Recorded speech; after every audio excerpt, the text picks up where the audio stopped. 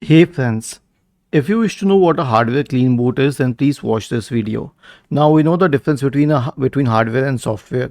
The usual clean boot will disable all third-party software products from your system when you reboot your system.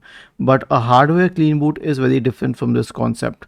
In a hardware clean boot, you will have to disable the drivers which are not in use. So it's very easy.